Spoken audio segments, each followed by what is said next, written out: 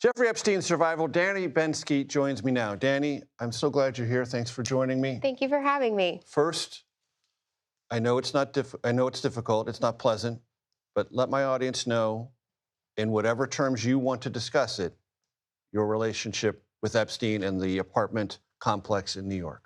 Yeah, so I was recruited in 2004. I was 17 years old.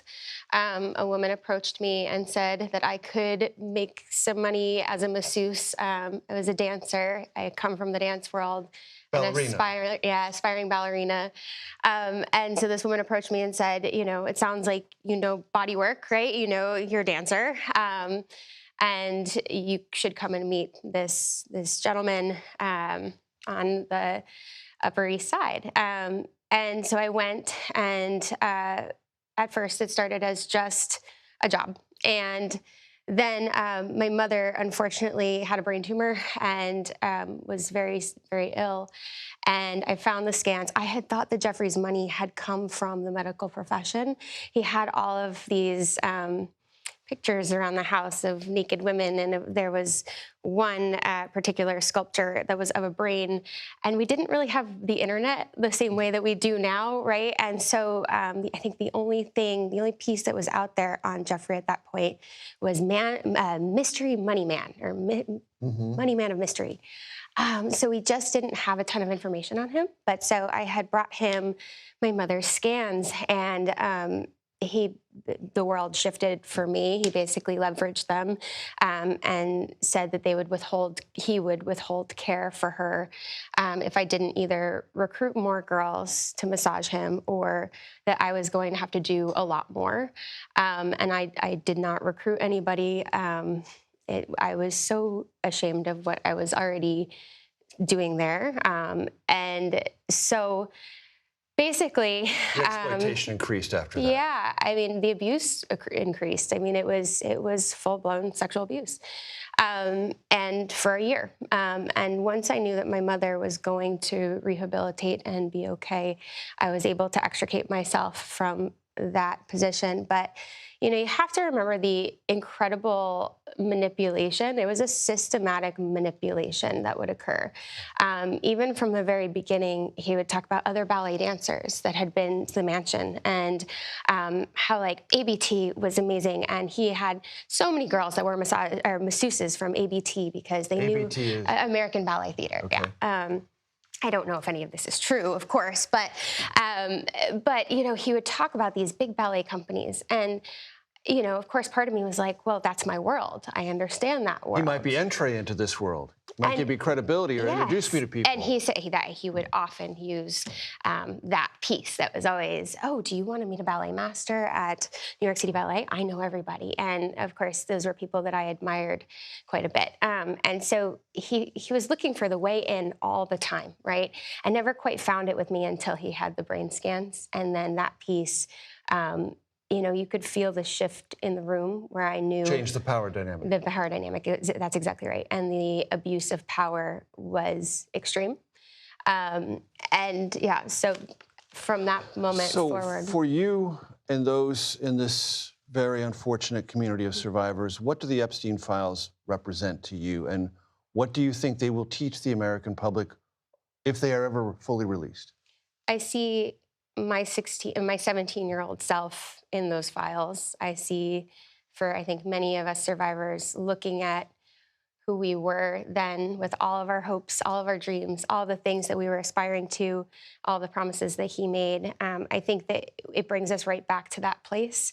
I want to be able to hug my 17-year-old self and say, it's all going to be okay. Other women will not have to go through this, and mean it. And right now, I don't necessarily feel that. I think without the transparency, we don't even know what the process to accountability is, right? We need to have that clear path of looking through the emails, and it's a lot, I understand it's a lot. But financial records and all of it. Who might have assisted in one way or another financially or some other means? Yeah, and I think, A lot of the time, survivors are getting just name names, and then that'll be the road there. But first of all, it's very scary to come forward and name a ton of names of powerful people. But also, survivors are doing it through litigation. And I know I have a piece of litigation out there for the accountant and the lawyer of the estate. There have been many other pieces of litigation that have been brought forward that have named names. And I even saw like somebody dressed up for Halloween with the list, Right. you know. So there is a lot out there that you can point to, but we need the facts before we can move forward. And as you watch Congress wrestle with this, what are your thoughts? What do you want them to do? Well, we want them to release everything. Or you want the president? As I just mentioned, the president could do this himself.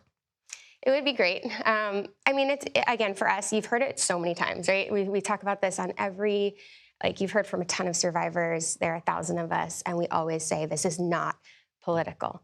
It is a human issue. It is a moral issue. It is what I would ask my tiny 5-year-old son to do. Just do the right thing, right? Release everything so that we understand the full breadth of what we're even looking at.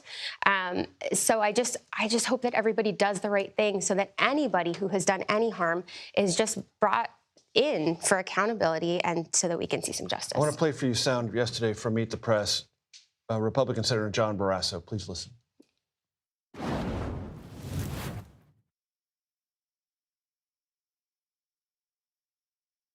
Technical problem with that, Danny. We're trying to fix that. If the control room can let me know if it has been fixed, we'll take a look at it. If it passes the House, we'll see what it says. And we all want accountability and transparency. But to me, this is not about truth. It's not about justice. This is about an attempt by the Democrats to make President Trump a lame duck president. How do you evaluate that? Yeah. We have... Not about truth, not about justice.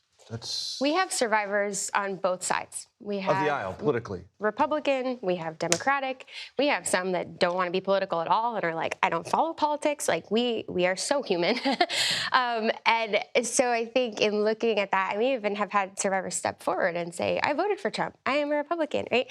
So I think that... and even say it's not about him. Totally, and it's not. And I guess that's the whole point here, right? Is that we keep coming into this political realm and this political arena, but actually it's just not at its core. It's just not, because I think we are every woman. We are actually a cross section of the American people, and it's a great representation of American women.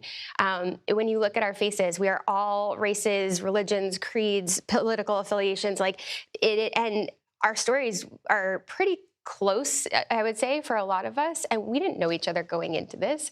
When you have 1,000 women, right? You think about that number, 1,000, and you have at least 24 who are very forward-facing right now, and we're all saying the same thing, regardless of our background, regardless of anything that came before. We're saying this is important. We need to stop this. We need to stop this from perpetuating.